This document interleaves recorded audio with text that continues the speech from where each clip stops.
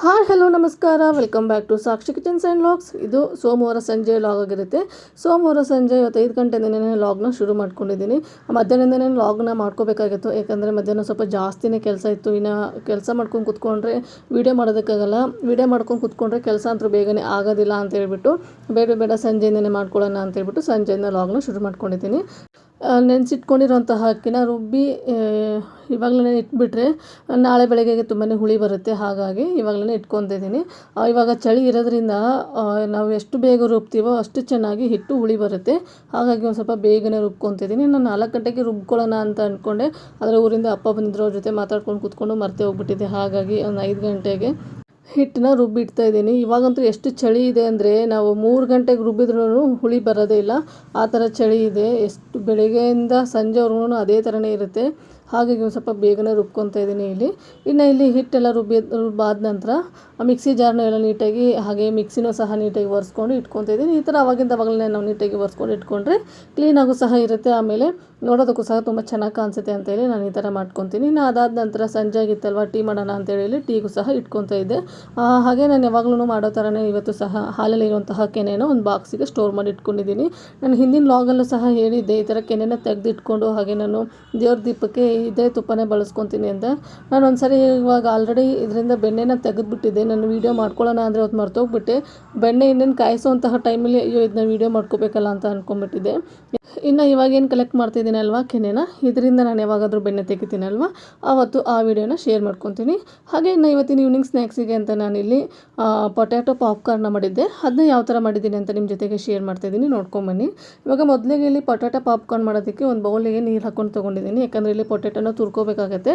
ಈ ಥರ ನೀರೆಲ್ಲನೇ ಡೈರೆಕ್ಟಾಗಿ ತುರ್ಕೊಂಡ್ಬಿಟ್ರೆ ಆ ಪೊಟ್ಯಾಟೊನೂ ಸಹ ಕಪ್ಪಗಾಗಲ್ಲ ಅನ್ನೋ ಕಾರಣಕ್ಕೆ ಇಲ್ಲಿ ನಾನು ಡೈರೆಕ್ಟಾಗಿ ನೀರಲ್ಲೇ ತುರ್ಕೊತಾ ಇದ್ದೀನಿ. ನಾನಿಲ್ಲಿ 2 ಪೊಟ್ಯಾಟೊನ ತೊಗೊಂಡಿದ್ದೀನಿ. 2 ಪೊಟ್ಯಾಟೊನ ನೀಟಾಗಿ ಮೇಲ್ಗಡೆದು ಸಿಪ್ಪೆನೆಲ್ಲ ತೆಗೆದುಬಿಟ್ಟು ಈ ಥರ ತುರಿದಿಟ್ಕೊತಾ ಇದ್ದೀನಿ.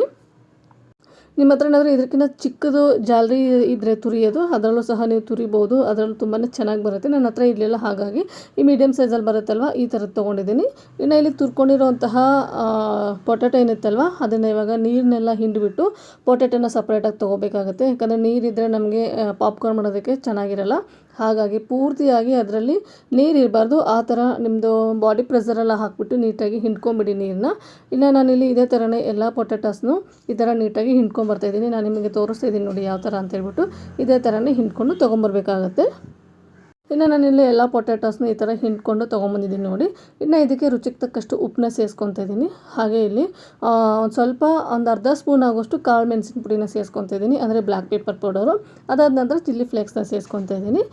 ಅದಾದ ನಂತರ ಇಲ್ಲಿ ಚಿಕ್ಕದಾಗಿ ಕಟ್ ಮಾಡ್ಕೊಂಡಿರೋಂತಹ ಕೊತ್ತಂಬರಿ ಸೊಪ್ಪನ್ನ ಸೇರಿಸ್ಕೊತಾ ಇದ್ದೀನಿ. ಹಾಗೆ ಇದಕ್ಕೆ ನಮಗೆ ಕೋಟ್ ಆಗಬೇಕಲ್ವ, ಅಂದರೆ ನಾವು ಉಂಡೆ ಮಾಡಿದರೆ ಉಂಡೆ ಥರ ಆಗಬೇಕು ಅನ್ನೋ ಕಾರಣಕ್ಕೆ ಇಲ್ಲಿ ನಾನು ಕಾರ್ನ್ಫ್ಲೋರ್ನ ಯೂಸ್ ಮಾಡ್ಕೊತಾ ಇದ್ದೀನಿ.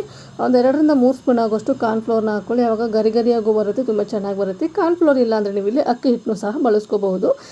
ಇನ್ನು ಇದನ್ನು ನೀಟಾಗಿ ಕೈಯಿಂದನೇ ಮಿಕ್ಸ್ ಮಾಡ್ಕೋಬೇಕಾಗುತ್ತೆ. ಇದಕ್ಕೆ ನೀರೇನು ಹಾಕೊಳ್ಳೋಂತಹ ಅಗತ್ಯತೆ ಇರಲ್ಲ, ಯಾಕಂದರೆ ನಾವು ಆಲೂಗಡ್ಡೆನ ನೀರಿಂದ ತೆಗೆದಿದ್ಮೇಲೆ ಅದರಲ್ಲಿ ಇನ್ನೂ ಒಂದು ಸ್ವಲ್ಪ ನೀರಿನ ಅಂಶ ಇರುತ್ತೆ, ಅದೇ ನೀರೇ ಸಾಕಾಗುತ್ತೆ. ಹಾಗಾಗಿ ನಿಮ್ಗೇನಾದರೂ ನೀರಿನ ಅಗತ್ಯತೆ ಇದ್ದರೆ ಮಾತ್ರ ಒಂದು 2ರಿಂದ 3 ಸ್ಪೂನ್ ಆಗುವಷ್ಟು ನೀರನ್ನ ಸೇರಿಸ್ಕೊಳ್ಳಿ, ಜಾಸ್ತಿನೂ ಸೇರಿಸ್ಕೊಳ್ಳೋಕೆ ಹೋಗ್ಬೇಡಿ. ನಾನು ಇವಾಗ ನೀಟಾಗಿ ಈ ಥರ ಕೈಯಿಂದನೇ ಪ್ರೆಸ್ ಮಾಡಿ ಈ ಥರ ಹಿಟ್ಟನ್ನ ಕಲಿಸ್ಕೊತಾ ಇದ್ದೀನಿ. ನಿಮ್ಗೆ ಇಲ್ಲಿ ಇನ್ನೊಂದು ಸ್ವಲ್ಪ ಹಿಟ್ಟು ಹಾಕೋಬೇಕು ಅಂತ ಏನಾರು ಅನಿಸಿದರೆ ಮಾತ್ರ ಹಿಟ್ಟನ್ನ ಹಾಕ್ಕೊಳ್ಳಿ, ಇಲ್ಲ ಅಂದ್ರೂ ಹಾಕ್ಕೊಳ್ಳೋಕೆ ಹೋಗ್ಬಿಡಿ. ಇವಾಗ ನಾನಿಲ್ಲಿ ಹಾಕ್ಕೊಂಡಿರೋಂತಹ ಹಿಟ್ಟು ನಾನೇನು ತೊಗೊಂಡಿದ್ದೆ ಅಲ್ವಾ ಆಲೂಗಡ್ಡೆಗೆ, ಅದಕ್ಕೆ ಕರೆಕ್ಟಾಗಿತ್ತು. ಹಾಗಾಗಿ ನಾನಿಲ್ಲಿ ಎಕ್ಸ್ಟ್ರಾ ಏನು ಹಿಟ್ಟನ್ನು ಸೇರಿಸ್ಕೊತಾ ಇಲ್ಲ. ಇವಾಗ ಇಲ್ಲಿ ಒಂದು ಸ್ವಲ್ಪ ಆಲೂಗಡ್ಡೆದೇನು ತುರಿ ಇದೆ ಅಲ್ವಾ ಅದನ್ನು ತೊಗೊಂಡು ಈ ಥರ ಉಂಡೆ ಮಾಡ್ಕೊತಾ ಇದ್ದೀನಿ. ಈ ಥರ ಉಂಡೆ ಬಂದರೆ ಪರ್ಫೆಕ್ಟಾಗಿದೆ ಅಂತ ಹೇಳ್ಬಿಟ್ಟು. ಏನಾದರೂ ಇಲ್ಲಿ ಉಂಡೆ ಬರಲಿಲ್ಲ ಅಂದರೆ ನೀವು ಇಲ್ಲಿ ಎಕ್ಸ್ಟ್ರಾ ಇನ್ನೊಂದು ಸ್ವಲ್ಪ ಹಿಟ್ಟನ್ನ ಸೇರಿಸ್ಕೋಬೋದು. ಇವಾಗ ನೀವು ನೋಡ್ತಾ ಇರ್ಬೋದು, ಇಲ್ಲಿ ಈ ಥರ ಚಿಕ್ಕದಾಗಿ ಉಂಡೆನ ಮಾಡ್ಕೊಂಡಿದ್ದೀನಿ. ನಾನಿಲ್ಲಿ ಇದೆಲ್ಲ ಕಲಿಸ್ಕೊಳ್ಳೋಂತಹ ಟೈಮಲ್ಲೇ ಎಣ್ಣೆನೂ ಸಹ ಬಿಸಿಗೆ ಇಟ್ಕೊಂಡಿದ್ದೆ. ಎಣ್ಣೆನೂ ಸಹ ಬಿಸಿಯಾಗಿದೆ. ಇವಾಗ ಒಂದೊಂದಾಗಿ ಈ ಥರ ಉಂಡೆಗಳನ್ನ ಮಾಡಿಕೊಂಡು ಎಣ್ಣೆಯಲ್ಲಿ ಬಿಟ್ಕೋಬೇಕಾಗುತ್ತೆ. ನೀವು ಮೊದಲಿಗೆ ಉಂಡೆನ ರೆಡಿ ಮಾಡಿ ಇಟ್ಕೊಂಡ್ಬಿಟ್ರೆ ಈ ಥರ ಎಣ್ಣೆಲಿ ಡೀಪ್ ಫ್ರೈ ಮಾಡೋದು ತುಂಬಾ ಈಸಿ ಆಗಿಬಿಡುತ್ತೆ. ನಾನಿಲ್ಲಿ ಮೊದಲಿಗೆ ಎಣ್ಣೆಯಲ್ಲಿ ಬಿಡೋಕ್ಕಿಂತ ಮುಂಚೆನೇ ಉಂಡೆನ ರೆಡಿ ಮಾಡಿ ಇಟ್ಕೊಂಡಿರಲಿಲ್ಲ. ಅವಾಗಲೇ ಮಾಡ್ಕೊಳ್ಳೋಂತಹ ಟೈಮಲ್ಲಿ ಸ್ವಲ್ಪ ಲೇಟ್ ಆಗ್ತಾಯಿತ್ತು. ಹಾಗಾಗಿ ನಿಧಾನಕ್ಕೆ ಇಲ್ಲಿ ಎಣ್ಣೆಯಲ್ಲಿ ಡೀಪ್ ಫ್ರೈ ಮಾಡ್ಕೊತಾ ಇದ್ದೀನಿ. ನೀವೇನಾದರೂ ಈ ಥರ ಮಾಡ್ಕೊತೀನಿ ಅಂದರೆ ಮೊದಲಿಗೆ ಎಲ್ಲ ಆಲೂಗಡ್ಡೆ, ನಾವೇನು ತುರಿದಿರೋಂತಹ ಆಲೂಗಡ್ಡೆ ಇದೆ ಅಲ್ವಾ ಅದನ್ನು ಈ ಥರ ಉಂಡೆಗಳನ್ನ ಮಾಡಿ ರೆಡಿ ಮಾಡಿ ಇಟ್ಕೊಂಡು ಅದಾದ ನಂತರ ನೀವು ಡೀಪ್ ಫ್ರೈ ಮಾಡ್ಕೊಳ್ಳಿ. ಇವಾಗ ತುಂಬಾ ಚೆನ್ನಾಗಿ ಫ್ರೈ ಆಗುತ್ತೆ. ಇವಾಗ ನಾನಿಲ್ಲಿ ಫಸ್ಟಿಗೆ ಒಂದು ಬ್ಯಾಚಲ್ಲಿ ಒಂದು 5 ಮಾತ್ರ ಫ್ರೈ ಮಾಡ್ಕೊತೀನಿ. ಯಾಕಂದರೆ ನಾನಿಲ್ಲಿ ಉಂಡೆ ಮಾಡಿ ಹಾಕ್ತಾ ನಾವೇನು ಫಸ್ಟಿಗೆ ಹಾಕಿರ್ತೀವಲ್ವ ಅದು ಬೇಗನೆ ಬೆಂದ್ಕೊಂಬಿಟ್ಟಿರುತ್ತೆ. ಹಾಗಾಗಿ ಒಂದು 5 ಮಾತ್ರ ಇಲ್ಲಿ ಮೊದಲಿಗೆ ಹಾಕ್ಕೊಂಡು ನೀಟಾಗಿ ಫ್ರೈ ಮಾಡ್ಕೊತಿದ್ದೀನಿ. ಇನ್ನು ಅದಾದ ನಂತರ ಇಲ್ಲಿ ಒಂದು ಲೋ ಫ್ಲೇಮಲ್ಲಿ ಇದನ್ನು ಫ್ರೈ ಮಾಡ್ಕೋಬೇಕಾಗುತ್ತೆ. ಯಾಕಂದರೆ ನಾವಿಲ್ಲಿ ಈ ಥರ ಉಂಡೆ ಮಾಡ್ಕೊಂಡಿರ್ತೀವಲ್ವ ಅದು ಒಳಗಡೆನೂ ನೀಟಾಗಿ ಫ್ರೈ ಆಗಬೇಕು. ಹಾಗಾಗಿ ಲೋ ಫ್ಲೇಮಲ್ಲೇ ಇದನ್ನು ಒಂದು 2ರಿಂದ 3 ನಿಮಿಷ ಫ್ರೈ ಮಾಡ್ಕೊಳ್ಳಿ. ಬೇಗನೆ ಫ್ರೈ ಆಗಿಬಿಡುತ್ತೆ. ಯಾಕಂದರೆ ನಾವಿಲ್ಲಿ ಆಲೂಗಡ್ಡೆನ ತುರಿದ್ಬಿಟ್ಟು ಬಳಸಿರೋದ್ರಿಂದ ಬೇಗನೆ ಫ್ರೈ ಆಗುತ್ತೆ. ಒಂದು 2ರಿಂದ 5 ನಿಮಿಷ ಆದಮೇಲೆ ನೋಡಿ ಈ ಥರ ಕಾಣಿಸ್ತಾ ಇದೆ. ಇದನ್ನು ಇವಾಗ ನೀಟಾಗಿ ಟರ್ನ್ ಮಾಡ್ತಾ ಇದ್ದೀನಿ. ನೀವು ನೋಡ್ತಾ ಇರ್ಬೋದು ಇಲ್ಲಿ ಫಸ್ಟಿಗೆ ಹಾಕಿರುವಂತಹ ಆಲೂಗಡ್ಡೆ ಉಂಡೆ ಏನಿದೆ ಅಲ್ವಾ ಅದು ನೀಟಾಗಿ ಫ್ರೈ ಆಗಿದೆ. ಅದಾದ ನಂತರ ಹಾಕೊಂಡಿರುವಂತಹ ಆಲೂಗಡ್ಡೆ ಉಂಡೆಗಳೇನಿದೆಯಲ್ವ ಅದು ಇನ್ನೂ ಫ್ರೈ ಆಗಿರಲಿಲ್ಲ. ಹಾಗಾಗಿ ಮೊದಲಿಗೆ ನಾವು ಈ ಥರ ಉಂಡೆಗಳನ್ನ ರೆಡಿ ಮಾಡಿ ಇಟ್ಕೊಂಡ್ಬಿಟ್ರೆ ಒಂದೇ ಸರಿಗೇ ನೀಟಾಗಿ ಫ್ರೈ ಆಗ್ಬೋದು. ಇದನ್ನು ಇವಾಗ ನೀಟಾಗಿ ರೋಸ್ಟ್ ಆಗೋ ಥರ ಅಥವಾ ಕ್ರಿಸ್ಪಿ ಆಗೋ ಥರ ಇದನ್ನ ನಾವು ಫ್ರೈ ಮಾಡ್ಕೋಬೇಕಾಗುತ್ತೆ. ನಾನು ಇಲ್ಲಿ ತೋರಿಸ್ತಾ ಇದ್ದೀನಿ ನೋಡಿ ನಿಮಗೆ. ಈ ಥರ ಆದರೆ ಪರ್ಫೆಕ್ಟಾಗಿರುವಂತಹ ಪೊಟ್ಯಾಟೊ ಪಾಪ್ಕಾರ್ನ್ ರೆಡಿ ಆಯಿತು ಅಂತ ನಾನು ಈ ವಿಡಿಯೋದಲ್ಲಿ ಅದು ಪೂರ್ತಿಯಾಗಿ ಕಾಣಿಸೇ ಇಲ್ಲ. ಹಾಗಾಗಿ ಇನ್ನು ಇಲ್ಲಿ ಮಿಕ್ಕೊಂಡಿರುವಂತಹ ಎಲ್ಲ ಪೊಟ್ಯಾಟೋಸ್ ಏನಿತ್ತಲ್ವ ರೋಲು ಅದನ್ನೆಲ್ಲ ನಾನು ಇಲ್ಲಿ ಹಾಕ್ಕೊತಾ ಇದ್ದೀನಿ. ಹಾಕ್ಕೊಂಡು ಇದೇ ಥರನೇ ಡೀಪ್ ಫ್ರೈ ಮಾಡ್ಕೊತಾ ಇದ್ದೀನಿ. ಇನ್ನು ನೋಡಿ ನಾನೆಲ್ಲ ಪೊಟ್ಯಾಟೋಸ್ನು ಈ ಥರ ಡೀಪ್ ಫ್ರೈ ಮಾಡ್ಕೊಂಡು ತೊಗೊಂಬಂದಿದ್ದೀನಿ. ಆಲ್ರೆಡಿ ನಮ್ಮ ಮನೆಯಲ್ಲಿ ನಾನು ಮಾಡಿರುವಂತಹ ಈ ಪಾಪ್ಕಾರ್ನ್ ಏನಿತ್ತಲ್ವ ಅದನ್ನ ಅರ್ಧಕ್ಕರ್ಧ ಖಾಲಿ ಮಾಡಿಬಿಟ್ಟಿದ್ರು. ಇನ್ನು ನನಗೆ ವಿಡಿಯೋ ಶೂಟಿಗೆ ಬೇಕಾಗಿತ್ತು ಅಂತ ಇದೊಂದು ಸ್ವಲ್ಪ ಎತ್ತಿಟ್ಕೊಂಡಿದ್ದೀನಿ. ಹಾಗೆಯೇ ನಿಮಗೆ ಇಲ್ಲಿ ಓಪನ್ ಮಾಡಿ ತೋರಿಸಿದ್ದೀನಿ. ಒಂದು ಎಷ್ಟು ಚೆನ್ನಾಗಿ ಮೇಲ್ಗಡೆ ಕ್ರಿಸ್ಪಿಯಾಗಿದೆ, ಹಾಗೆ ಒಳಗಡೆ ಎಷ್ಟು ಚೆನ್ನಾಗಿ ಸಾಫ್ಟಾಗಿತ್ತು ಅಂದರೆ ತುಂಬ ಚೆನ್ನಾಗಿತ್ತು. ನೀವು ಇದಕ್ಕೆ ಬೇಕಾದರೆ ಇಲ್ಲಿ ಪೆರಿ ಪೆರಿ ಮಸಾಲ ಬರುತ್ತಲ್ವ ಅದನ್ನು ಸಹ ಹಾಕ್ಕೊಂಡು ತಿನ್ಬೋದು. ಇಲ್ಲಾಂದರೆ ಸ್ವಲ್ಪ ಉಪ್ಪು ಖಾರನೂ ಸಹ ಸ್ಪ್ರಿಂಕಲ್ ಮಾಡಿಕೊಂಡು ತಿನ್ಬೋದು. ನಾನು ಇಲ್ಲಿ ಇದಕ್ಕೆ ಆಲ್ರೆಡಿ ಎಲ್ಲ ಉಪ್ಪು ಅದೆಲ್ಲ ಹಾಕಿರೋ ಕಾರಣಕ್ಕೆ ಮೇಲ್ಗಡೆ ಒಂದು ಸ್ವಲ್ಪ ಚಾಟ್ ಮಸಾಲ ಹಾಕ್ಕೊಂಡು ಇದನ್ನು ಸರ್ವ್ ಮಾಡ್ತಿದ್ದೀನಿ. ಸೂಪರ್ ಟೇಸ್ಟಿಯಾಗಿರುತ್ತೆ. ಹಾಗೆ ಟ್ರಾವೆಲ್ ಮಾಡುವಾಗಾಯಿತು ಇಲ್ಲ ಏನಾದರೂ ಮೂವೀಸ್ ನೋಡುವಾಗಾಯಿತು ಈ ಥರ ಪಾಪ್ಕಾರ್ನ ಮಾಡ್ಕೊಂಡು ತಿನ್ಬೋದು. ಹೋಮ್ ಮೇಡ್ ಪಾಪ್ಕಾರ್ನು ಸಖತ್ತಾಗಿರುತ್ತೆ. ನನ್ನ ಮಕ್ಳಿಗೆ ಮಾತ್ರ ತುಂಬಾ ಇಷ್ಟ ಆಯಿತು. ನನ್ನ ಮಗ ಇವತ್ತು ಇದ್ರ ಜೊತೆಗೆ ಕೆಚಪ್ನ ಸಹ ಹಚ್ಕೊಂಡು ತಿಂದ. ಕೆಚಪ್ ಜೊತೆ ಸಹ ತುಂಬಾ ಚೆನ್ನಾಗಿತ್ತಂತೆ. ಅಮ್ಮ ಕೆಚಪ್ನ ಹಾಕ್ಕೊಂಡು ತಿನ್ನು ನೀನು ಸಹ ಗೊತ್ತಾಗುತ್ತೆ ಅಂತಂದು ನಾನು ಸಹ ಇಲ್ಲಿ ಒಂದು ಕೆಚಪ್ ಜೊತೆಗೆ ತಿಂದೆ. ಕೆಚಪ್ ಜೊತೆ ಮಾತ್ರ ಸಖತ್ತಾಗಿತ್ತು. ಇನ್ನು ಇಲ್ಲಿ ನಾನು ಸಹ ಟೀ ಕುಡಿದ್ಬಿಟ್ಟು ಹಾಗೆ ಸ್ನ್ಯಾಕ್ಸ್ನು ಸಹ ತಿನ್ಕೊಂಡು ಆದ ನಂತರ ಒಂದು ಸ್ವಲ್ಪ ಲೇಟಾಗಿಯೇ ಅಡುಗೆ ಮನೆಗೆ ಬಂದೆ. ಯಾಕಂದರೆ ಇವತ್ತೇನು ಜಾಸ್ತಿ ಅಡುಗೆ ಮಾಡಬೇಕಾಗಿರಲಿಲ್ಲ. ಏನಾದರೂ ಸ್ಪೆಷಲ್ ಆಗಿರೋವಂಥದ್ದು ಏನಾದರೂ ಮಾಡೋಣ, ಹೇಗಿದ್ರು ಅಪ್ಪ ಬಂದಿದ್ದಾರಲ್ಲ ಅಂತೇಳಿ ಇಲ್ಲಿ ಸ್ಪೆಷಲಾಗಿ ಏನಾದರೂ ಮಾಡೋಣ ಅಂತ ಅಂದ್ಕೊಂಡಿದ್ದೆ. ಹಾಗಾಗಿ ಮನೇಲಿ ಹಲಸಿನಕಾಯಿ ಇತ್ತು. ಹಲಸಿನಕಾಯಿಂದನೇ ಬಿರಿಯಾನಿ ಮಾಡಿದರೆ ಅವರಿಗೂ ಸಹ ಇಷ್ಟ ಆಗುತ್ತಲ್ವ. ಹಾಗೆ ಅವರು ಈ ಥರದ್ದೆಲ್ಲ ಟೇಸ್ಟ್ ಮಾಡಿರಲ್ಲ. ಹಾಗಾಗಿ ಅವರಿಗೂ ಸಹ ಇದನ್ನೇ ಮಾಡೋಣ ಅಂತೇಳಿ ಇಲ್ಲಿ ಹಲಸಿನಕಾಯಿ ಬಿರಿಯಾನಿನೇ ರೆಡಿ ಮಾಡ್ಕೊತಾ ಇದ್ದೆ. ಹಾಗೆ ನಮ್ಮ ಕಡೆ ಈ ಥರ ಹಲಸಿನಕಾಯಿನ ನಾವು ಏನಕ್ಕೂ ಯೂಸ್ ಮಾಡೋದಿಲ್ಲ. ನಮ್ಮ ಕಡೆ ಈ ಥರ ಹಲಸಿನಕಾಯಿ ರೆಸಿಪಿಗಳು ಮಾಡ್ತಾರೆ ಅಂತಲೇ ನಮಗೆ ಗೊತ್ತಿರಲಿಲ್ಲ. ನಾನಿಲ್ಲಿ ಬೆಂಗಳೂರಿಗೆ ಬಂದಮೇಲೆ ಹೊಸದಾಗಿರೋಂತಹ ರೆಸಿಪಿಗಳನ್ನ ಕಲಿಯೋದಾಯಿತು. ಈ ಥರ ಮಲೆನಾಡು ಕಡೆಗಳ ಅಡುಗೆಗಳನ್ನೆಲ್ಲ ಕಲಿಯೋದಾಯಿತು. ಅದೆಲ್ಲ ನನಗೆ ಅಡುಗೆ ಕಲಿಬೇಕಂದ್ರೆ ತುಂಬಾ ಇಷ್ಟ ಆಗುತ್ತೆ.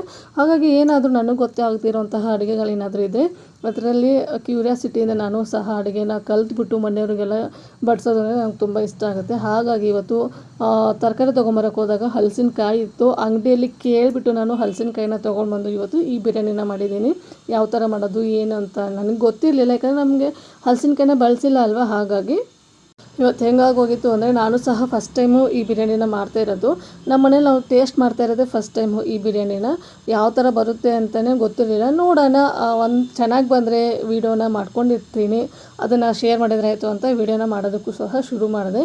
ಇನ್ನು ಅದಾದ ನಂತರ ನಾವು ನೈಟ್ ಊಟಕ್ಕೆ ಕೂತ್ಕೊಂಡಾಗ ಮಾತ್ರ ತುಂಬಾ ಇಷ್ಟಪಟ್ಟು ಈ ಹಲಸಿನ ಬಿರಿಯಾನಿನ ತಿಂದರು.